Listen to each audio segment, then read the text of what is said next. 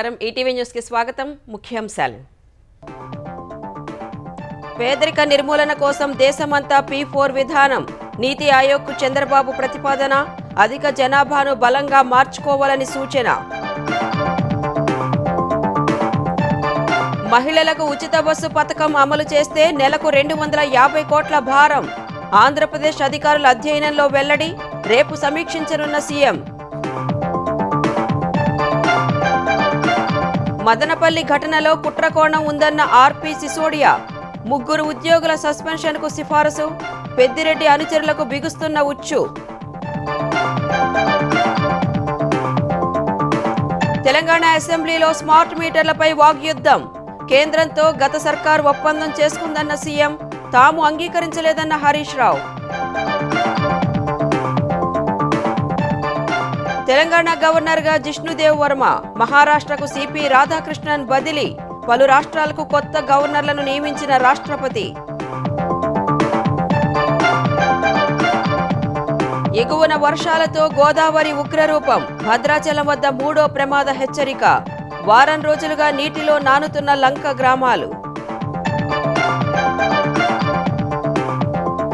Israel ఆధీనంలోని భూభాగంలో rocket దాడి. 11 మంది మృతి. హిజ్బుల్లానే చేసిందన్న నెతన్యాహు. తమకు సంబంధం లేదన్న ఉగ్ర సంస్థ.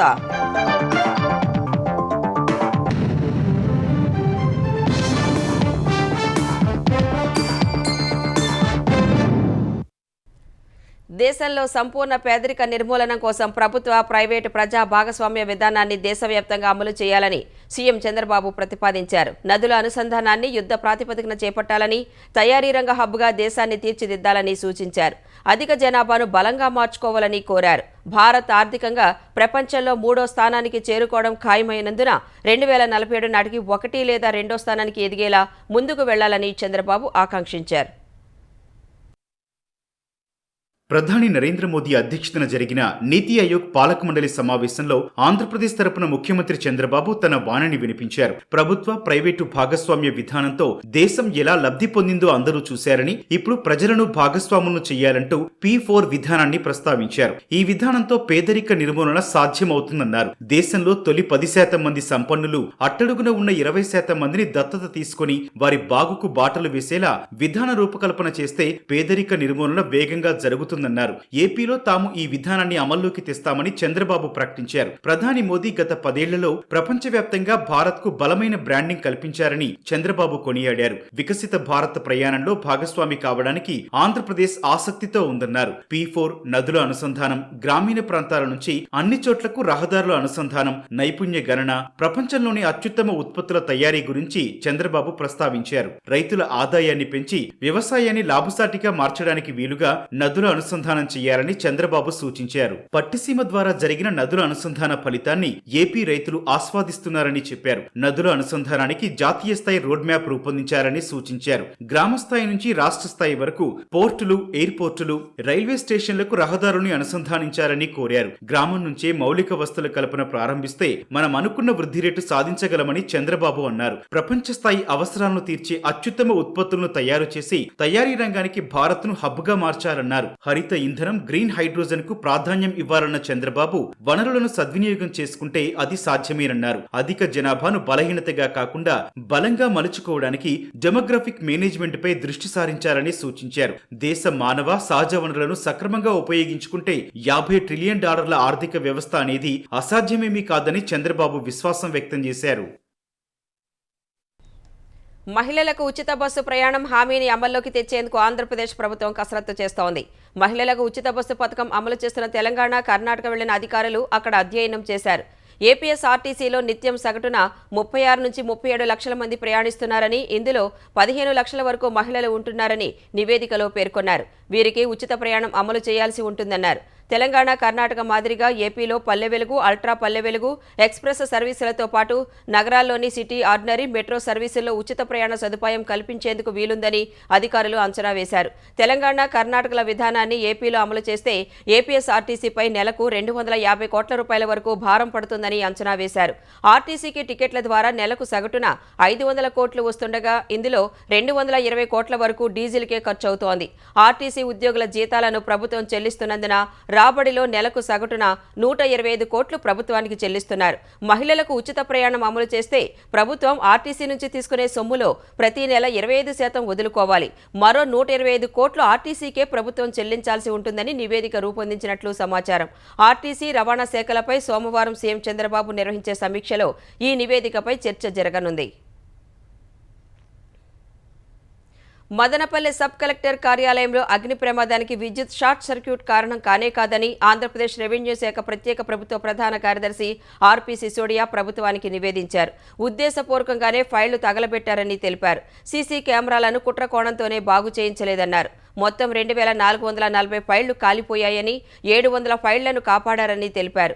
ఇవన్నీ నిషిద్ధ జాబితా నుంచి తప్పించిన భూములకు సంబంధించినవేనన్నారు. 14,000 ఎకరాల చుక్కల భూములను ప్రైవేటు వ్యక్తుల పేర్లతో క్రమబద్ధీకరించారని, ఈ అక్రమాలు బయటపడకుండా దస్త్రాలను తగలబెట్టారని పేర్కొన్నారు. మాజీ ఆర్డీఓ మురళి, ఆయన తర్వాత వచ్చిన ఆర్డీఓ హరిప్రసాద్ పాత్రపై అనుమానం ఉందన్నారు. రికార్డుల తారుమారులో సీనియర్ అసిస్టెంట్ గౌతమ్ తేజ్ కీలకంగా వ్యవహరించారని తెలిపారు. వీరి ముగ్గురిని సస్పెండ్ చేయాలని సిఫార్సు చేశారు. మరోవైపు ఈ కేసులో పెద్దిరెడ్డి అనుచరుల చుట్టూ ఉచ్చు బిగుసుకుంటోంది. ఫోన్ కాల్స్ డేటా ఆధారంగా పోలీసులు ఆధారాలు సేకరిస్తున్నారు. ఇప్పటికే ఇద్దరిని అదుపులోకి తీసుకున్న పోలీసులు మరికొందరి కోసం గాలిస్తున్నారు. పోలీసు దర్యాప్తుతో పెద్దిరెడ్డి అనుచరులు జిల్లా వదిలి పారిపోతున్నారు. ఈ నేరానికి పాల్పడింది మాత్రం పక్కాగా పెద్దిరెడ్డి అనుచరులేనని పోలీసులు నిర్ధారణకు వచ్చినట్లు తెలిసింది. చంద్రగిరి ఎమ్మెల్యే పులివర్తి నానిపై హత్యాయత్నం కేసులో చంద్రగిరి మాజీ ఎమ్మెల్యే చెవిరెడ్డి భాస్కర్ రెడ్డి కుమారుడు చెవిరెడ్డి మోహిత్ రెడ్డిని తిరుపతి పోలీసులు అరెస్టు చేశారు. ఆంధ్రప్రదేశ్ అసెంబ్లీ ఎన్నికల తర్వాత తిరుపతి పద్మావతి మహిళా విశ్వవిద్యాలయంలో ఏర్పాటు చేసిన స్ట్రాంగ్ రూమ్ పరిశీలనకు వెళ్లిన తెలుగుదేశం అభ్యర్థి పులివర్తి నానిపై హత్యాయత్నం జరిగింది. ఈ ఘటనకు సంబంధించి 37 మందిపై కేసు నమోదు చేసిన తిరుపతి పోలీసులు ఇప్పటికే 34 మందిని అరెస్టు చేశారు. శనివారం రాత్రి బెంగళూరు విమానాశ్రయంలో చెవిరెడ్డి మోహిత్ రెడ్డిని అదుపులోకి తీసుకున్నారు. తొలుత ఈ ఘటనపై ద్వితీయ శ్రేణి వైకాపా నేతలపై కేసు నమోదు చేశారు. ఎమ్మెల్యే పులివర్తి నాని కోర్టును ఆశ్రయించడంతో తప్పనిసరి చెవిరెడ్డి మోహిత్ రెడ్డిని పోలీసులు నిందితుడిగా చేర్చారు. తనపై ఎలాంటి కఠిన చర్యలు తీసుకోకుండా పోలీసులను ఆదేశించాలని కోరుతూ మోహిత్ రెడ్డి హైకోర్టును ఆశ్రయించినప్పటికీ ఆయనకు ఎలాంటి ఊరట దక్కలేదు. స్మార్ట్ మీటర్లపై తెలంగాణ అసెంబ్లీలో వాడివేడి చర్చ జరిగింది. నాటి భారాస సర్కార్ కేంద్రంతో చేసుకున్న ఒప్పందం తెలంగాణకు గుదిబండలా మారిందని ముఖ్యమంత్రి రేవంత్ రెడ్డి ఆరోపించారు. వ్యవసాయ కనెక్షన్లకు మీటర్లు పెడితే రైతులు ఉరివేస్తారని ఎన్నికల ముందు నాటకాలాడారని మండిపడ్డారు. ఉదయ్ పథకం ఒప్పందం తెచ్చి సీఎం సభను తప్పుదోవ పట్టించే ప్రయత్నం చేశారని హరీష్ రావు అభ్యంతరం చెప్పారు. తెలంగాణ బడ్జెట్పై అసెంబ్లీలో సాధారణ చర్చకు ఉప ముఖ్యమంత్రి మల్లు భట్టి విక్రమార్క సమాధానమిచ్చిన తర్వాత భారాస సభ్యుడు హరీష్ రావు వివరణ కోరారు. ఉదయ్ పథకం ఒప్పందం తీసుకొచ్చి వ్యవసాయ మోటార్లకు మీటర్లు పెట్టేందుకు నాటి సీఎం కేసీఆర్ అంగీకరించారని రేవంత్ రెడ్డి చెప్పారని ఆక్షేపించారు. ముఖ్యమంత్రికి తొందరపాటు ఎక్కువైందని హరీష్ విమర్శించారు. పాపం తొందరపాటు ఎక్కువ మన ముఖ్యమంత్రి గారికి. సీనియర్ సభ్యులే కానీ ఎవరో ఒక కాగితం తెచ్చేయగానే తొందరపడి మాట్లాడితే అది వారి గౌరవాన్ని తగ్గిస్తుంది, ఆ కుర్చీ గౌరవాన్ని తగ్గిస్తుంది. ముఖ్యమంత్రి గారు ఇచ్చిన కాగితంలో ఇది ఎప్పుడు ఉంది అధ్యక్ష? జనవరి 4, 2017.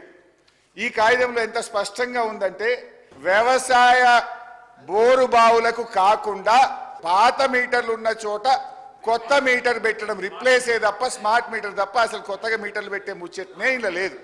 ఇక నేను చెప్పిన కాగితం 9th జూన్ 2021 కేంద్ర ప్రభుత్వం మనకు పంపిన కాగితం ఇది అధ్యక్ష.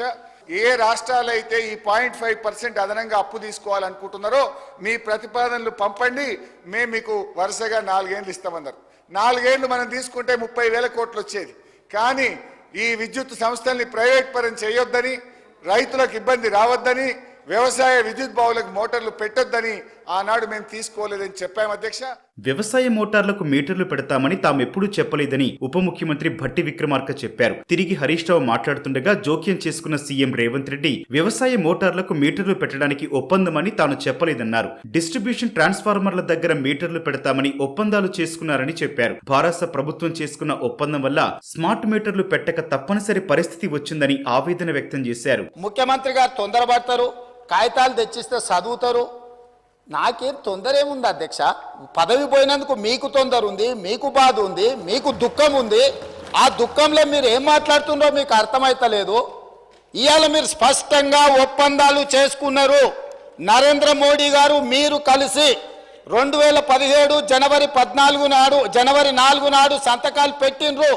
తెలంగాణ రాష్ట్ర ప్రభుత్వం ఈ ఒప్పందాలను ఒకవేళ అమలు చేయకపోతే, ఈ స్మార్ట్ మీటర్స్ బిగించకపోతే ఈ అగ్రిమెంటును ఉల్లంఘించడమని కేంద్ర ప్రభుత్వము డిస్కాంల మీద చర్యలు తీసుకునే అవకాశం ఉంది. ఇప్పుడు మెడ మీద కత్తి వేలాడుతుంది. ఆనాడు వాళ్ళు ప్రేమించుకున్నప్పుడు సంతకాలు పెట్టుకున్నప్పుడు ఇవన్నీ కనిపించాలి.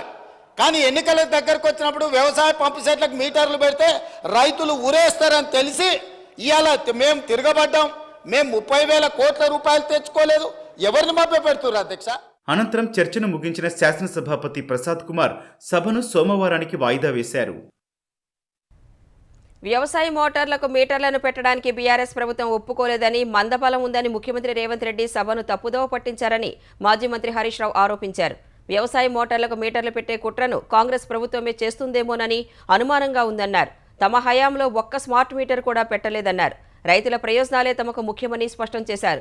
ప్రధాన ప్రతిపక్షానికి మైక్ కూడా ఇవ్వకుండా, స్పష్టత తీసుకోకుండా సభను వాయిదా వేసుకుని పారిపోయారని హరీష్ రావు ఎద్దేవా చేశారు. 2017లో ఏమున్నది? ఉదయ్ స్కీము ఆల్రెడీ మీటర్ ఉన్న చోట ఆ పాత మీటర్ తీసి కొత్త స్మార్ట్ మీటర్ పెట్టమని ఉన్నది. అందులో దేశంలో 27 రాష్ట్రాలు చేరినాయి. నేను చెప్పింది ఏంది? వ్యవసాయ విద్యుత్ కనెక్షన్లకు మీటర్లు పెట్టమని 30,000 కోట్లు వదులుకున్నాము అని నేను చెప్పిన. అంటే ముఖ్యమంత్రి గారు బోడగుండుకు మోకాలకు ముడిపెట్టి మందబలం ఉందని, ఆయన సభా నాయకుడని ఇష్టం వచ్చినట్టుగా మాట్లాడి మా మీద బురద జల్లే ప్రయత్నం చేసినారు. కానీ ప్రజలకు తెలుసు కదా, మీటర్లు మేము పెట్టలే కదా. దీన్ని బట్టి ఒకటి అర్థమవుతుంది, బహుశా ఆయన ఏదన్నా వ్యవసాయ బావులకు మీటర్లు పెట్టడానికి రంగం సిద్ధం చేసుకున్నాడేమో. అందుకోసం మా మీద ఏదో బురద జల్లి ఇదంతా ఒక నాటకం ఆడుతున్నట్టుగా ఉంది. బీఆర్ఎస్ ఎమ్మెల్యే హరీష్ రావే సభను తప్పుదోవ పట్టించారని పరిగి ఎమ్మెల్యే రామ్మోహన్ రెడ్డి మండిపడ్డారు. 7 లక్షల కోట్లు అప్పు చేసి 30,000 కోట్లు తీసుకోలేదని హరీష్ రావు గొప్పగా చెబుతున్నారని ఎద్దేవా చేశారు. బీఆర్ఎస్ ప్రభుత్వం చేసిన తప్పులను గ్రహించే ప్రజలు వారికి బుద్ధి చెప్పారన్నారు. బీఆర్ఎస్ నేతలు ఇప్పటికీ అబద్దాలను చెప్పడం మానలేదని రామ్మోహన్ రెడ్డి ఆగ్రహం వ్యక్తం చేశారు. లక్ష్మీదేవి ప్రాజెక్టు కట్టాలని గత ప్రభుత్వంపై కాంగ్రెస్ పార్టీ పోరాటం చేసిందని గుర్తు చేశారు. హరీష్ రావు గారు సభలో తప్పుదోవ పట్టించే కార్యక్రమం, 7 లక్షల కోట్ల రూపాయలు అప్పు చేసి విద్యుత్ శాఖకు బీఆర్ఎస్ పార్టీలో ఉన్నటువంటి ఉన్నతాధికారులంతా కూడా అప్పుడు బీజేపీ ప్రభుత్వంలో అన్ని సంతకాలు కూడా చేసిన కాగితాన్ని మా గౌరవ ముఖ్యమంత్రి రేవంత్ రెడ్డి గారు సభ దృష్టికి తీసుకొచ్చి తనకు కూడా ఒక కాపీ పంపించడం జరిగింది. ఆయన 7 లక్షల కోట్ల రూపాయల అప్పు చేసినటువంటి ఆ ప్రభుత్వం 30,000 కోట్ల గురించి మాట్లాడుతుంది. 7 లక్షల కోట్ల అప్పు చేసి మేము 30,000 కోట్లు తీసుకోలేదని, అదేదో 30,000 కోట్లు రాష్ట్రానికి ఆదాయం చేసిన మన విధంగా హరీష్ రావు గారు మాట్లాడడం చాలా విడ్డూరంగా ఉంది. మర్చెంట్ బ్యాంకర్స్ ద్వారా అధిక వడ్డీలకు 1,000 కోట్ల అప్పు తెచ్చే కుట్రకు తెలంగాణ ప్రభుత్వం తెరలేపుతోందని కేంద్ర మంత్రి బండి సంజయ్ ఆరోపించారు. కరీంనగర్లో నిర్వహించిన మీడియా సమావేశంలో ఆయన మాట్లాడుతూ అధిక వడ్డీలకు అప్పు తెస్తే ప్రజలపై మోయలేని భారం పడుతుందన్నారు. ఈ అంశంపై అసెంబ్లీలో చర్చ జరగాలని కేంద్ర మంత్రి డిమాండ్ చేశారు. 6 గ్యారంటీలను అమలు చేయలేక కేంద్ర ప్రభుత్వాన్ని బద్నాం చేసేందుకు కాంగ్రెస్ పార్టీ కుట్ర చేస్తోందన్నారు. నీతి ఆయోగ్ సమావేశానికి సీఎం రేవంత్ రెడ్డి డుమ్మా కొట్టడం దుర్మార్గమన్నారు. కేసీఆర్ బాటలోనే రేవంత్ రెడ్డి నడుస్తున్నారని బండి సంజయ్ ధ్వజమెత్తారు. ఈ మర్చెంట్ బ్యాంకర్స్ ద్వారా దీని మీద అసెంబ్లీలో చర్చ జరగాలి. చాలా ఇంపార్టెంట్ విషయం. ఇలా అప్పులు సరిపోనట్టు మళ్ళీ ఏ విధంగా అప్పులు చేయాలని చెప్పి వీళ్ళు ప్లాన్ చేశారు. కాంగ్రెస్ పార్టీ మంత్రులు ప్లాన్ చేసి ఏం చేశారంటే, ఈసారి మర్చెంట్ బ్యాంకర్స్ ద్వారా పెద్ద ఎత్తున లోన్లు తీసుకోవాలని చెప్పి కాంగ్రెస్ పార్టీ ప్రభుత్వం ప్రయత్నం చేస్తున్నది. ఇప్పుడు వేరే రకంగా రుణాలు ఇచ్చే పరిస్థితి లేదు, వీళ్ళ రుణాలు పొందే పరిస్థితి లేదు ఈసారి. కాబట్టి బ్రోకర్లకు పెద్ద ఎత్తున కమిషన్లు ఇచ్చి మర్చెంట్ బ్యాంకర్స్ ద్వారా 1,000 కోట్ల రూపాయలు రుణాలు తీసుకునేడానికి కాంగ్రెస్ పార్టీ ఒక పథకం కుట్ర చేస్తున్నది. వాళ్ళ ఇది కాదని చెప్పండి. రాష్ట్ర ముఖ్యమంత్రి గారిని అసెంబ్లీ వేదికగా మేము మర్చెంట్ బ్యాంకర్స్ ద్వారా ఎలాంటి రుణాలు తీసుకోము అని చెప్పేద్దాం. ముందు వీళ్ళకి తీసుకుంటామంటే చర్చ జరగాలి అసెంబ్లీలో. పలు రాష్ట్రాలకు గవర్నర్లను నియమిస్తూ రాష్ట్రపతి ద్రౌపది ముర్ము శనివారం రాత్రి ఉత్తర్వులు జారీ చేశారు. తెలంగాణ గవర్నర్గా త్రిపుర మాజీ ఉప ముఖ్యమంత్రి జిష్ణుదేవ్ వర్మ నియమితులయ్యారు.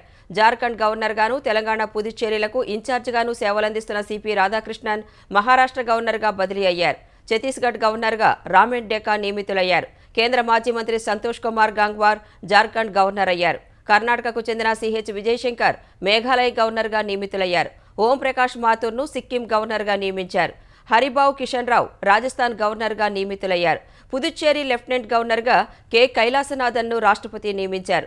అస్సోం గవర్నర్గా ఉన్న గులాబ్ చంద్ కటారియా పంజాబ్ గవర్నర్గాను, చండీగఢ్ అడ్మినిస్ట్రేటర్గాను బదిలీ అయ్యారు. అస్సోం గవర్నర్గా లక్ష్మణ్ ప్రసాద్ ఆచార్య నియమితులయ్యారు. ఆయనకు అదనంగా మణిపూర్ బాధ్యతలు అప్పగించారు. వరద తీవ్రత మళ్లీ పెరుగుతున్న వేళ విలీన మండలాల నుంచి కోనసీమ లంకల వరకు వారం రోజులుగా గోదావరి వరద నీటిలో మగ్గుతున్నాయి. కోనసీమ లంకల్లో వరద తీవ్రత మరింత పెరిగింది. రోజుల తరబడి నీళ్లలోనే రాకపోకలు సాగించలేక జనం తీవ్ర అవస్థలు పడుతున్నారు. వేల ఎకరాల ఉద్యాన పంటలు నీటిలో నానుతున్నాయి. తగ్గినట్టే తగ్గిన గోదావరి వరద మళ్లీ పెరగడంతో కోనసీమ జిల్లాల్లో లంక గ్రామాలు, లోతట్టు ప్రాంతాల ప్రజల పరిస్థితి మరింత సంకటంగా మారింది. గౌతమి గోదావరి తీరంలోని ఊబలంక, కొమరాజు లంక, మందపల్లి, కేదార్ లంక, నారాయ లంక, బడుగువాని లంక, మూలస్థానం, అంకంపాలెం ప్రాంతాలను వరద చుట్టుముట్టేసింది. అరటి, కూరగాయల తోటలు మునిగిపోయాయి. అయినవిల్లి మండలం వెదురుబీడెం కాజ్వేపై వరద నీరు ప్రవహిస్తోంది. వీరవల్లిపాలెం, అయినవిల్లి లంక నీటిలోనే మగ్గుతున్నాయి. ముమ్మిడివరం మండలం గురజాపు లంక, లంక ఆఫ్ ఠానే లంక, కోనలంక పూర్తిగా నీట మునిగాయి. పి గన్నవరం మండలం శివాయి లంక, నాగులంక ప్రజల కష్టాలు కొనసాగుతున్నాయి. కుక్కలవారిపేట, పల్లిపాలెం, మొండెపు లంక, జొన్నలంక, బూరుగులంక, జి పెదపూడి లంక, అరిగెలవారిపేట, ఊడిమూడి లంకల్లో వరద నీరు మరింత పెరిగింది. రాజోలు, మలికిపురం, సఖినేటిపల్లి మండలాల్లోని బి దొడ్డవరం, అప్పనపల్లి, టేకిశెట్టిపాలెం, అప్పనరాముని లంక, ఓఎన్జీసీ కాలనీ, కొత్తలంక గ్రామాలు జల దిగ్బంధంలో ఉన్నాయి. కలెక్టర్ మహేష్ కుమార్ రాజోలు, పి గన్నవరం నియోజకవర్గాల్లోని లంకల్లో పర్యటించారు. కె గంగవరం మండలంలోని ముంపు ప్రాంతాల్లో మంత్రి వాసంశెట్టి సుభాష్ పర్యటించారు. సుందరపల్లి, కూళ్ల గ్రామాల ఏటిగట్టు వద్ద రైతుల సమస్యలు తెలుసుకున్నారు. వెంటనే గోదావరి ఏటిగట్టుకు తాత్కాలిక మరమ్మతులు చేయాలని ఆదేశించారు. పశ్చిమ గోదావరి జిల్లాలోని పెద్దమలంక, ఆనగార్లంక, కనకాయలంక, అయోధ్యలంక గ్రామాల ప్రజలు వరదతో తీవ్ర ఇబ్బందులు పడుతున్నారు. ఎర్రకాలువ వరద ప్రభావంతో ముంపునకు గురైన తణుకు మండలం దువ్వ గ్రామం వద్ద ముంపు ప్రాంతాల్ని మంత్రులు పరిశీలించారు. అల్లూరు జిల్లాలోని విలీన మండలాల్లో మళ్లీ వరద ఉధృతి పెరిగింది. వరరామచంద్రాపురం మండలంలో అనేక గ్రామాల్లో ఇళ్లను వరద నీరు ముంచేసింది. దేవీపట్నం మండలం గండిపోషమ్మ ఆలయం వద్ద అడుగుపైగా నీటిమట్టం పెరిగింది. భద్రాచలం వద్ద గోదావరి మళ్లీ ఉగ్రరూపం దాల్చింది. ఎగువ నుంచి భారీగా వరద రావడంతో శనివారం మధ్యాహ్నం 53 అడుగుల స్థాయిని దాటింది. దీంతో కలెక్టర్ జితేష్ వి పాటిల్ మూడో ప్రమాద హెచ్చరికను జారీ చేశారు. చెర్ల, దుమ్ముగూడెం మండలాల్లోని కొన్ని గ్రామాలు, భద్రాచలం పట్టణంలో పలు కాలనీల ప్రజలను అధికారులు అప్రమత్తం చేశారు. కరకట్ట పక్కనే ఉండే స్థానిక కొత్త కాలనీ, ఏఎంసీ కాలనీలోకి నీరు చేరడంతో 200 మందిని పునరావాస కేంద్రానికి తరలించారు. ఈ నెల 23న మొదటిసారి నది నీటి మట్టం అత్యధికంగా 50.90 అడుగులకు చేరుకుంది. 24 నుంచి క్రమంగా తగ్గింది. మహారాష్ట్ర, ఛత్తీస్గఢ్ రాష్ట్రాల్లో భారీ వర్షాలు కురుస్తుండటంతో మళ్లీ నదిలో ప్రవాహం పెరిగింది. భద్రాచలం నుంచి దుమ్ముగూడెం వెళ్లే ప్రధాన రహదారిపై వరద చేరడంతో రాకపోకలు నిలిచిపోయాయి. విజయవాడ, జగల్దూర్ జాతీయ రహదారిలో స్థానిక శిశు మందిర్ వద్ద రోడ్డుపై అడ్డుగా కట్టను నిర్మించడంతో భద్రాచలం నుంచి ఆంధ్రప్రదేశ్, ఛత్తీస్గఢ్, ఒడిశాలకు వెళ్లే దారి మూతపడింది. ప్రస్తుతం భద్రాచలం వద్ద గోదావరి నీటి మట్టం తగ్గుముఖం పట్టింది. ముఖ్యమంత్రి రేవంత్ రెడ్డి నేడు నాగర్ కర్నూలు జిల్లా కల్వకుర్తి నియోజకవర్గంలో పర్యటించనున్నారు. హైదరాబాద్ శ్రీశైలం జాతీయ రహదారిపై ఉన్న కొట్రతండా చౌరస్తాలో ఏర్పాటు చేసిన కేంద్ర మాజీ మంత్రి దివంగత జైపాల్ రెడ్డి కాంస్య విగ్రహాన్ని ఆవిష్కరించనున్నారు. హైదరాబాద్ నుంచి హెలికాప్టర్లో కల్వకుర్తికి చేరుకోనున్న సీఎం బీఎస్ఎన్ఎల్ మైదానంలో ఏర్పాటు చేసిన బహిరంగ సభలో పాల్గొంటారు. అనంతరం రంగారెడ్డి జిల్లా మీర్ ఖాన్ పేటలో జరిగే వివిధ కార్యక్రమాల్లో పాల్గొనున్నారు.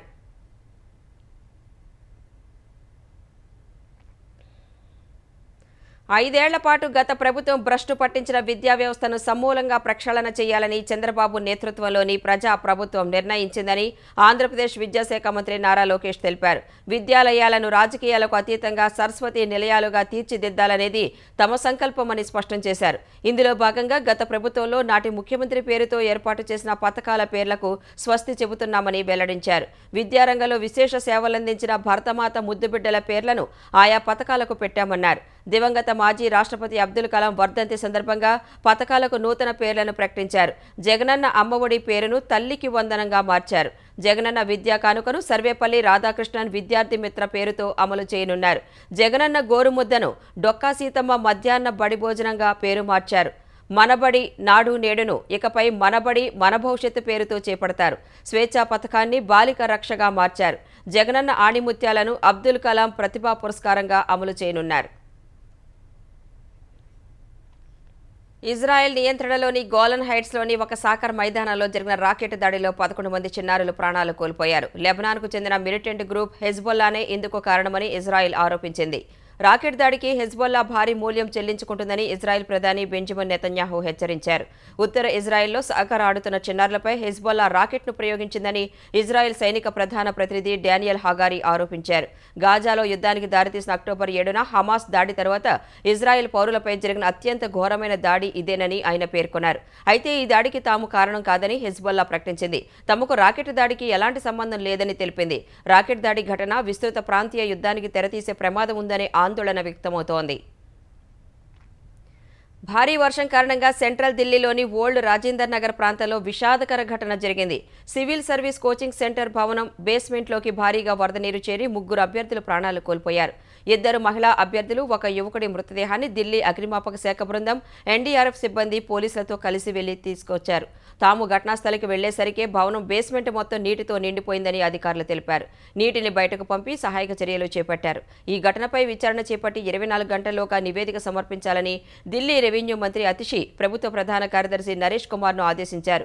ఘటన ఎలా జరిగిందో తెలుసుకునేందుకు మెజిస్టీరియల్ విచారణకు ఆదేశించామని ఎక్స్ వేదికగా తెలిపారు. కోచింగ్ సెంటర్ బేస్మెంట్లో ఉన్న లైబ్రరీలో విద్యార్థులు చదువుకుంటున్న సమయంలో వరద ఒక్కసారిగా పోటెత్తిందని ప్రాథమికంగా తెలుస్తోంది.